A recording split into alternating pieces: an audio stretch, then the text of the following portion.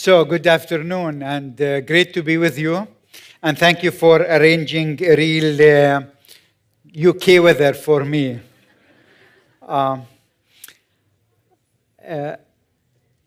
The topic I was given is 7 things that you never knew about Palestine and the Palestinians. So, 7 things. The first thing is that many people don't know that there are Christians in Palestine.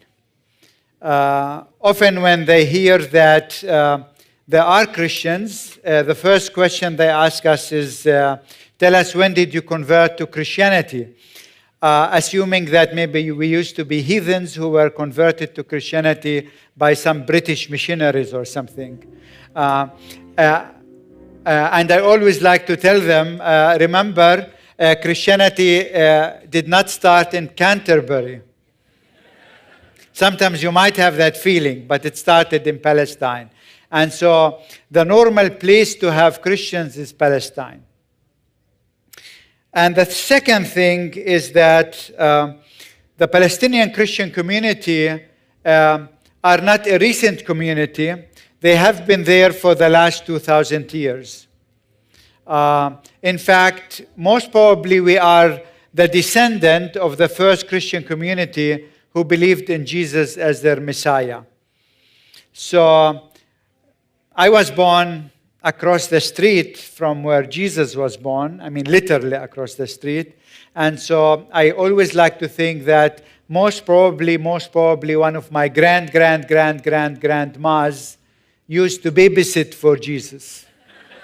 So the Palestinian Christian community is really an old community, and it survived all different political structures and difficult political upheavals, and they continue to be there in Palestine.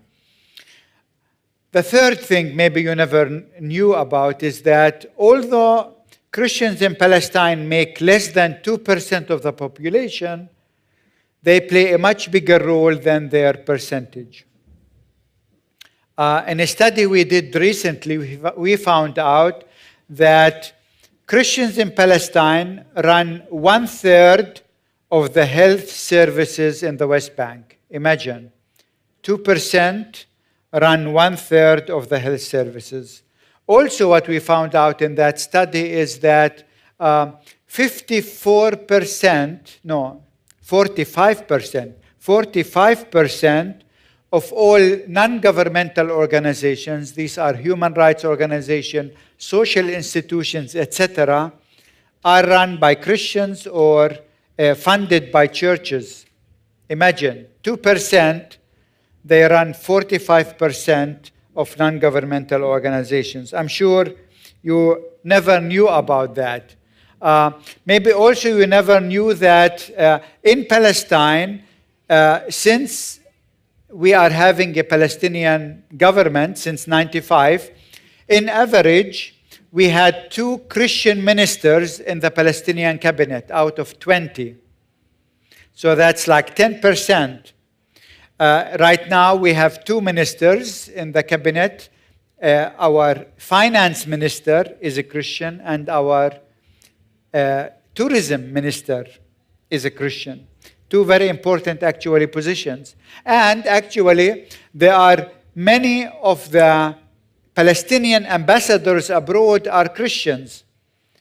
Our UK ambassador here is a Christian. He is a Palestinian Armenian Christian.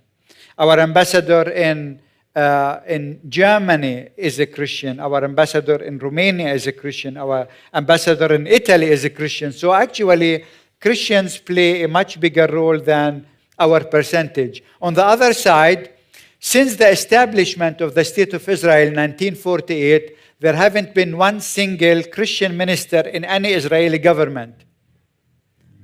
Think of that in terms of the image and the perception of people about Palestine. The fourth thing maybe you never knew about Palestine is that Palestine is a tourist destination In the West Bank, we have over 3,000 archaeological sites. They go back to 3,000 years or 2,000 years or Middle Ages. So 3,000 archaeological sites in Palestine, and actually 2 million tourists came last year to Palestine. The majority of them are Christian pilgrims. But unfortunately, most of the Christian pilgrims, they come to Palestine to run where Jesus walked. And what we are hoping for is for them to come beside all the archaeological sites, besides all the shrines, to meet the living stones, not only the ancient stones. These are the Christians in the country. The next point is that, unfortunately, Palestine has been occupied for most of the time. Remember, the first people to occupy Palestine were the Assyrians, 722. Then we had the Babylonians, 587. Then the Persian came 538. All of this is BC. Okay? Then the Greeks, then the Romans, then the Byzantines, then the Arabs, then the Crusaders, then few others, then the Ottomans, then the British, and then Israel. So actually Israel, according to the international law, is an occupying force, and this is why we have to put them in this chain of empires, occupiers. They were occupying Palestine. Unfortunately, many people abroad, they connect Israel with the biblical Israel, the state of Israel of today with the biblical Israel, instead of connecting Israel actually with all of these occupations that occupied our land. Maybe you never put this together this way.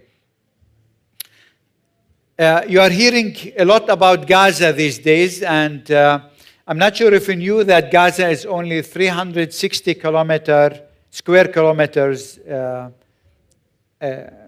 altogether. It's the most densely populated area with around 2 million people. And in the war just in the last 5 weeks, we had over 2,100 Palestinians killed, mostly civilians. Over 10,000 homes destroyed. In that sense, the Gaza war this year is our 9/11 experience in terms of destruction.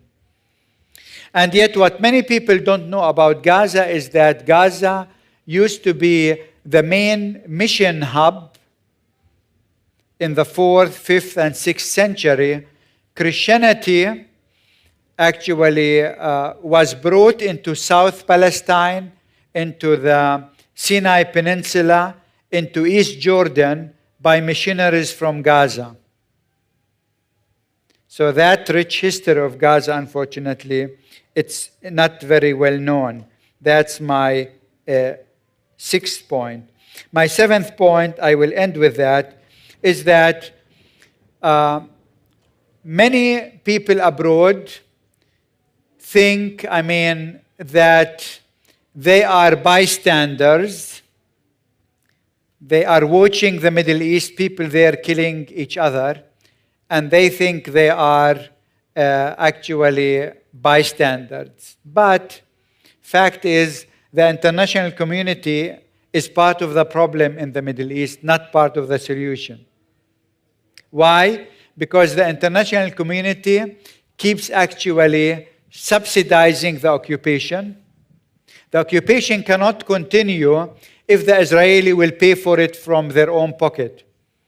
But unfortunately, the Israeli have rich uncles in many parts of the world, and they keep subsidizing the occupation. So Israel is getting all the hardware for free. That is the F-16, the shells, the Iron Dome, all of these toys for free. And this is why it can continue the occupation. But also what many people don't realize is that often some churches give Israel the software for this hardware to be activated. And what I mean with software is that for many people in the pew, subconsciously or sometimes consciously, they connect the Israel of the Bible with the Israel of today. And this is why they think it's a divine intervention, this occupation, and this is why they don't think it's a human rights violation, what's happening there. This is why actually the Christians of Palestine are asking the world to help us put an end to the Israeli occupation so that actually both Israeli and Palestinians can live in peace. As I said this morning in my talk, so that the lamb, which is a code for the people of Palestine, and the lion, it's a code for the empire, can live side by side on one condition, that the lion become vegetarian. Otherwise, they cannot live side by side, which means that the empire learns not to do harm to the others, and that they will not put their trust in military means only, but invest in peace. So, those are 7 points. Maybe you never knew about Palestine. Hopefully, they will help you see Palestine in a new light. Thank you.